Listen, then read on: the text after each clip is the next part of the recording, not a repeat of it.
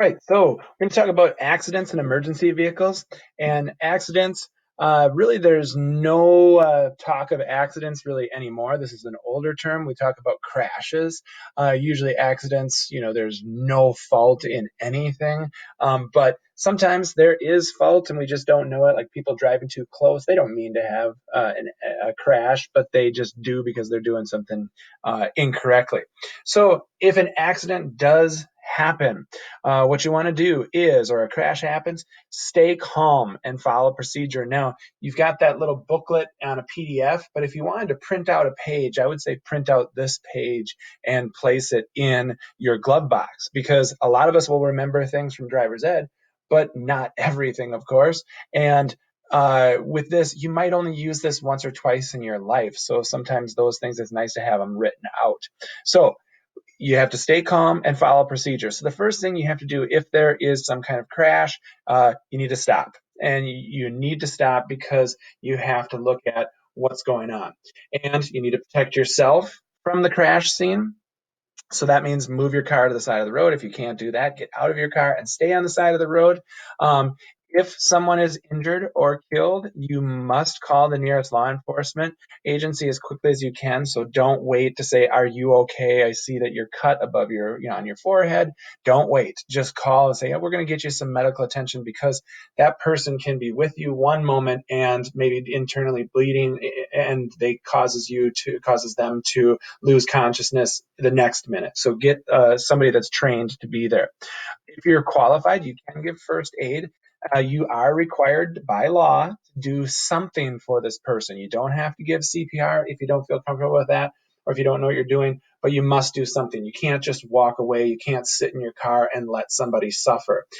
So the Good Samaritan law basically states that because you do something, you have to do something, but you can't be held responsible if something goes wrong.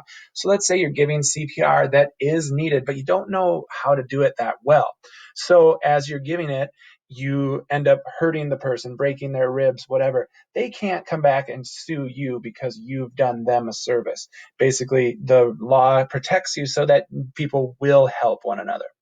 Now, let's say nobody's hurt.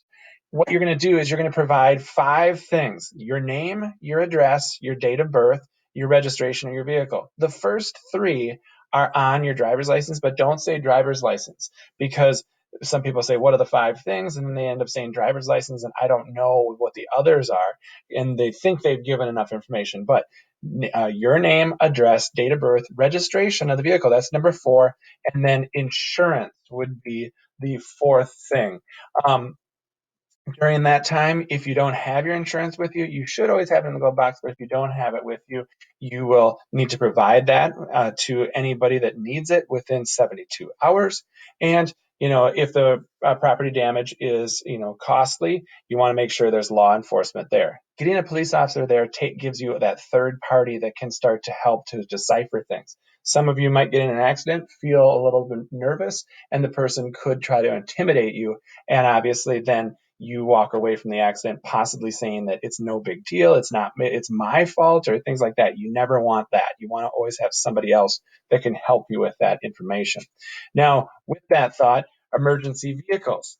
Let's say that you are not in the accident, but somebody else is. With the emergency vehicles, you need to get out of their way because they're doing their job. So move to the side of the road, usually the right side if you're on a two-way, and if you're on a one way, you'd basically just pull to the nearest side so that you can leave the middle of the road wide open. I like to look at what everybody else is doing if I'm on a one way so that if everybody goes to the right, I don't go to the left and block everything. We all go to one side and there is a wide open lane. If you're in an intersection, you need to get through it. So you want to drive through and make sure you're out the other side before you're stopping. But otherwise, just stay so that they can get through and do their job.